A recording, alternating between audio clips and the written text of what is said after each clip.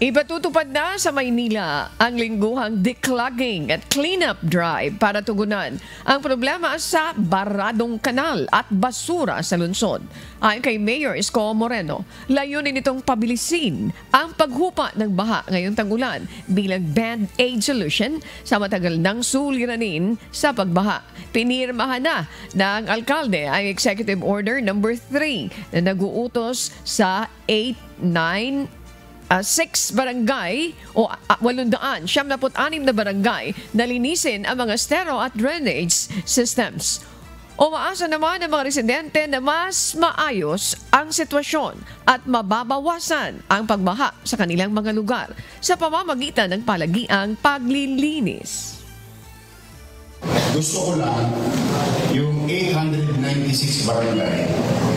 Kami ay issue already executive order na whatever resources that we have to be utilized to declug